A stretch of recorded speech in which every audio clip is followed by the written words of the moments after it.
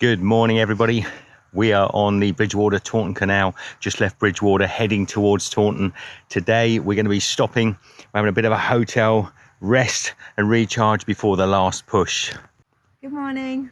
Now, this is our view this morning. It's beautiful. It's across farm fields. We haven't been disturbed, and it's a milder morning, so it's nice.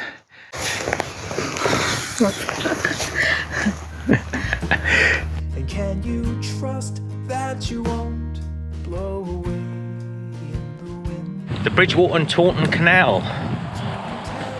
There's a little small canal boat there.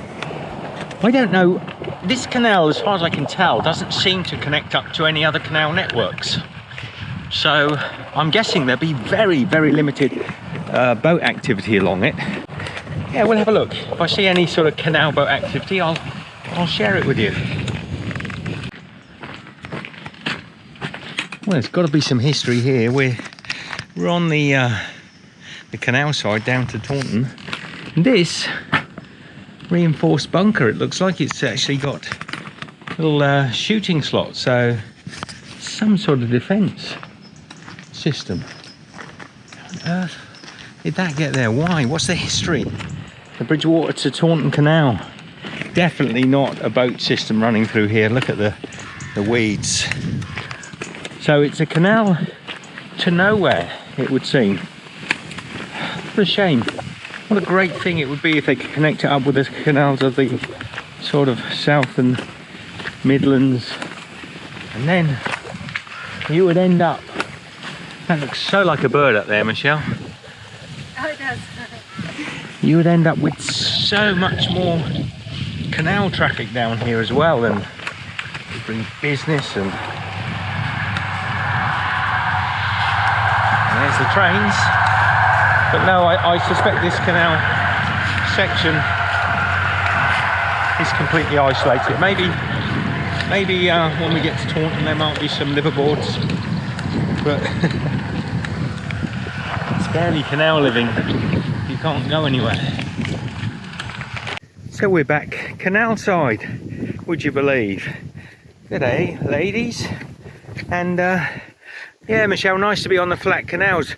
We came round Bridgewater. We didn't really get to see the town because our app took us, skirted around the outside. And we're back here on the canals, which is lovely. And we're heading down towards Taunton, which is about, I don't know, 20, 30 kilometres. Yeah, there's something fishy going along. Sort of Dad's Army going on here, I think. There's another building with gun emplacements in it, or gun slots. What's going on? I vaguely remember some reference to invasion on the west coast of England. Did they really? But gun emplacements and bunkers along the canal side, very odd. Now this is the Bridgewater Taunton Canal. There's a little picnic area here, a little sitting out area, parking. Place for families to come and sit. This is rare. All of the canals in Scotland that we walked along, the Union Canal, pretty much all the canals here in the UK have none of these nice little sitting areas. So well done to Somerset for bothering to put them in, even if you've got a canal to nowhere. Picnic benches. Get with it.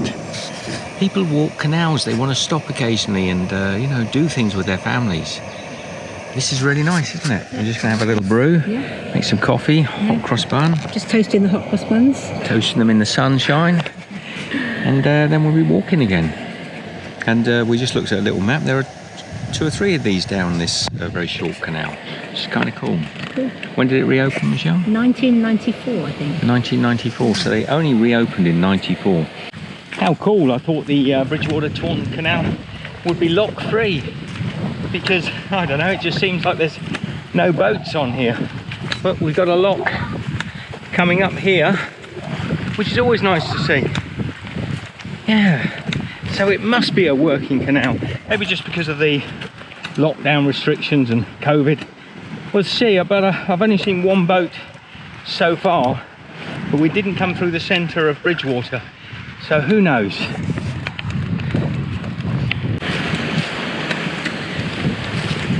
Working lock by the looks of it. Lock 3. There you go. Okay, so despite the lock being there, the gentleman sat by the lock on the bicycles, the gentleman and lady there, said they don't get used. There's no canals on this canal. No boats on the canal. No canals on the canal? I think they can use the canal, but they can't go anywhere. Yeah, so I think it's probably very limited. He said he's never seen a boat in all the years he's lived in this section of canal. So, shame. It's all there. It all looks functioning as well. One day they'll link it back up and breathe life back into this beautiful water. Sorry, here we are. Hey. Good luck. Cheers. Come on. You at the back. Cheers, have fun. Cheers.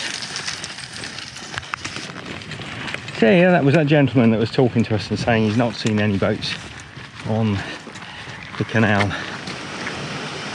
Amazing. They must be functioning occasionally, I'm guessing. Otherwise, they'd go into great state of disrepair.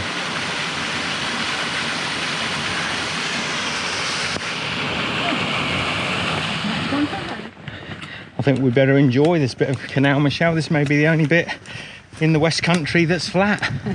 But Like it. I think we've done Bridgewater to Taunton in about 15 minutes. It's lovely walking again. To be on the canal sides, it's just easy walking. We do believe, or we believe, that south of here it could get quite hilly, and we're prepared for it.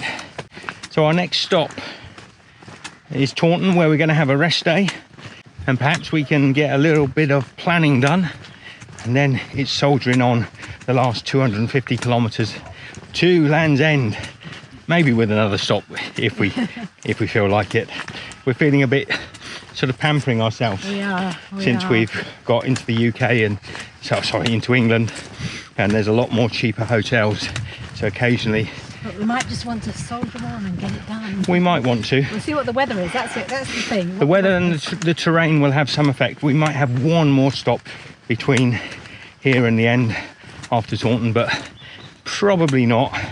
There are some canal boats. Look, little tubs, really, not really narrow boats, but little mini boats.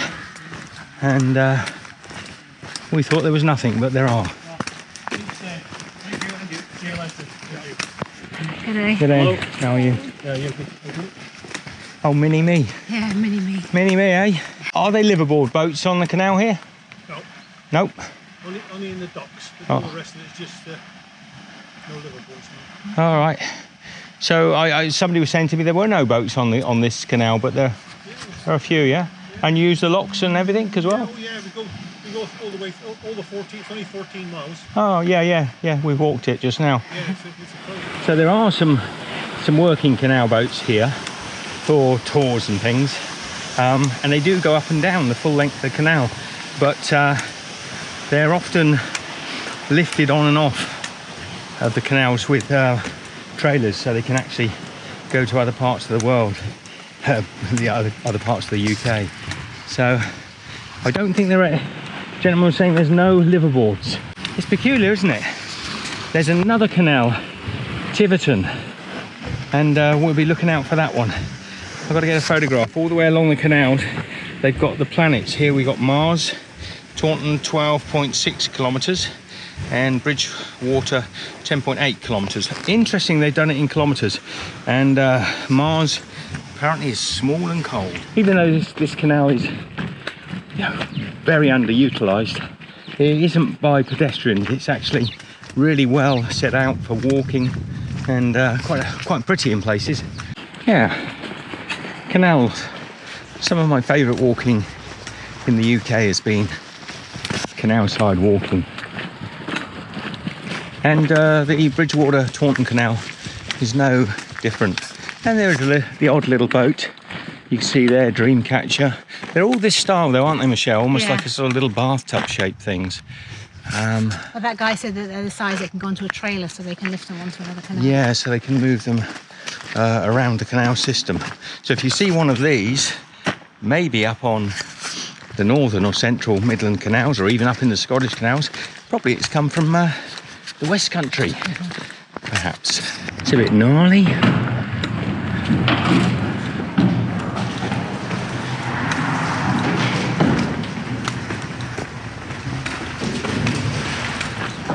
So goodbye to the canal. We're moving into Taunton now.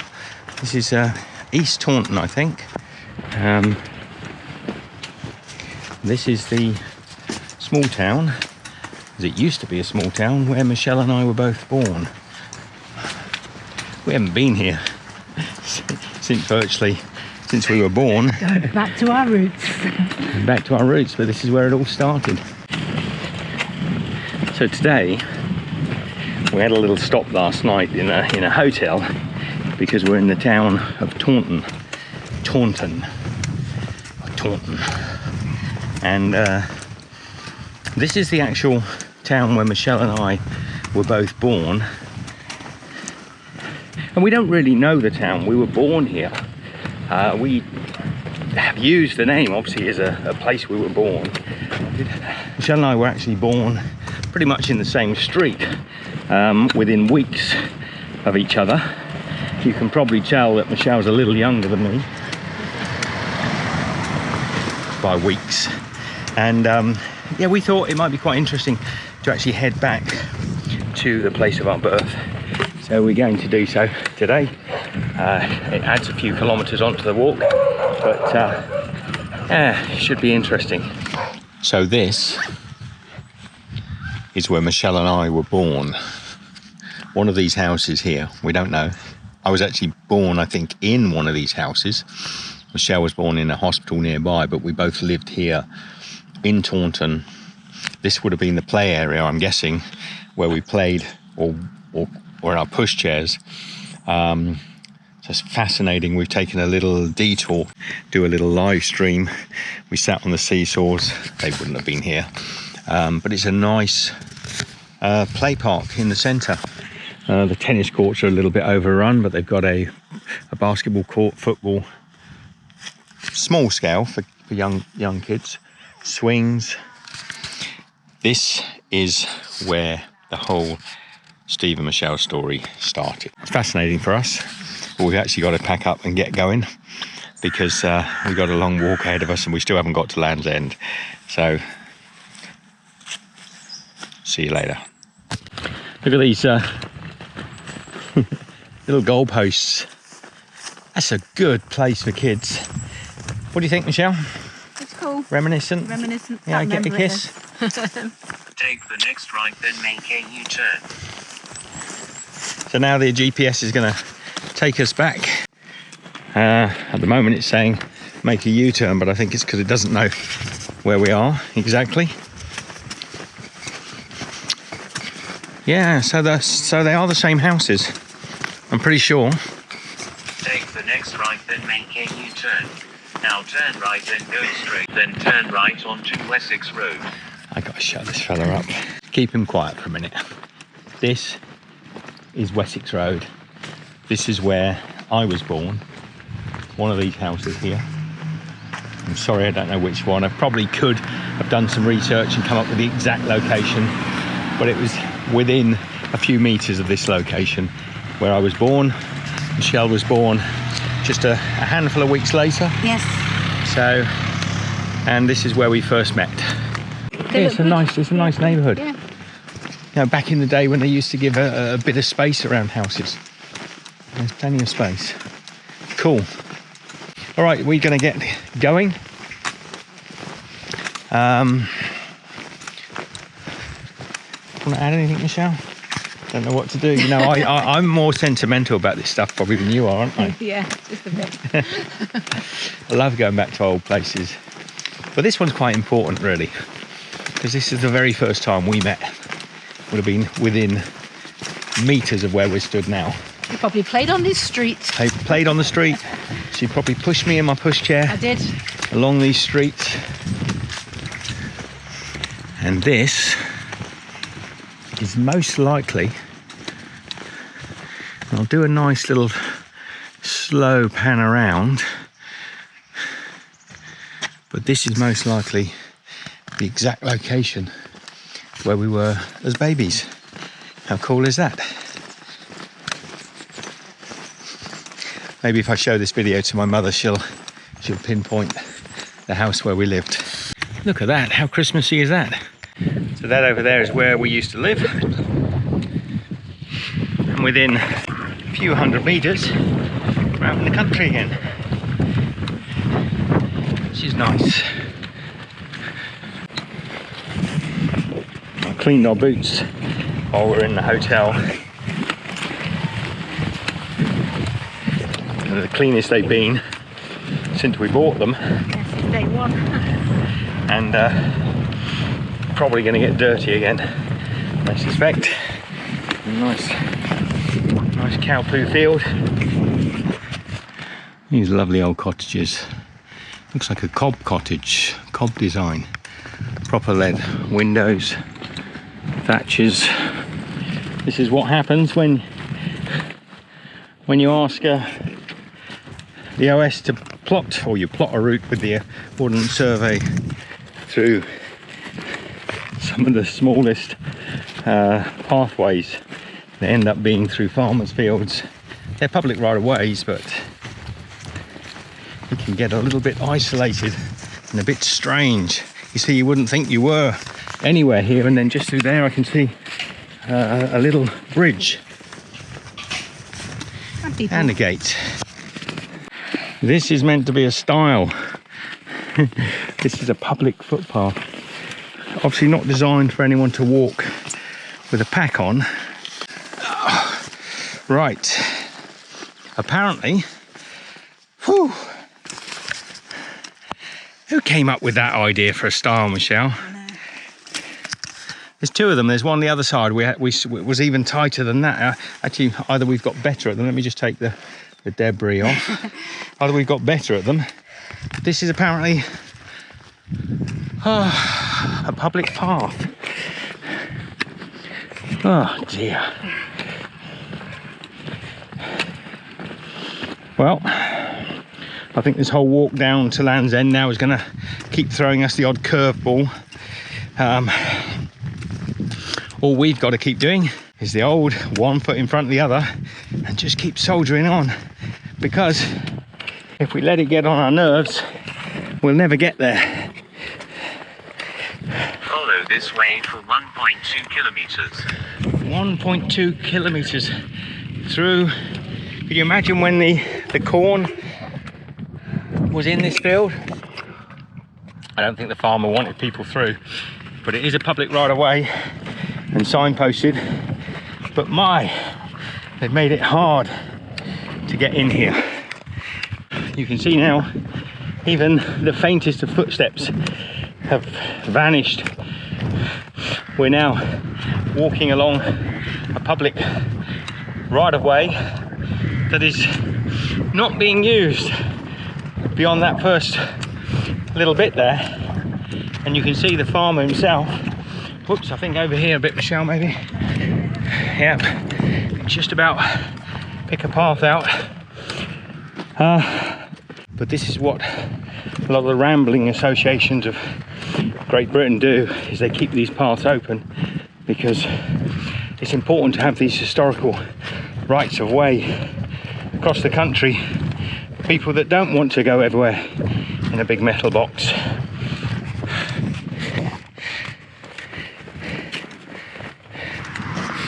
Rumwell Cottages. It's inevitable that we're going to end up occasionally on an A road, a big road, but luckily it does look like there's a little pathway along this one. We've got a kilometre of this road, and then it looks to turn back into the country. And look, it's that time of year. It is Halloween. Halloween. People are celebrating. It's nice, the silence of coming off the main road. Did about 1.5 kilometres on that main road, and now we're back into fields. It's softer on your feet, and a lot softer on your ears. That was pretty constant, heavy traffic. But I guess we should be grateful that there was a footpath the whole way, which is nice. You know, they're frequently, when you walk on a road as busy as that, without footpaths, it can be quite dangerous and nerving. It's remarkable the amount of traffic that's out on the roads, considering Britain is now in full lockdown and people are only allowed out for essential travel. And yet the garden centre that we just went past had loads of people rocking up in their cars, going in, and they were doing takeout by the looks of it, food. So yeah, it's the busiest lockdown I've seen since Istanbul. Istanbul was another story. It's never great when you're in a field with very young calves and cows. The mothers can be a little aggressive at times, but really the main thing is not to try and sort of cut the calf off from the mother. So we're trying to stay on the inside of the cows. There's the mother in calf. Now it's hard because on the OS maps this is a public right of way, it's a footpath, but at the same time it's the middle of someone's farmyard. There's a pretty young calf here, handsome looking thing, some little babies,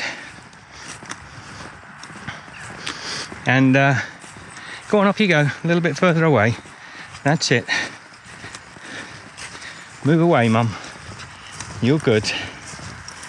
There you go. Now you know we don't mean any harm.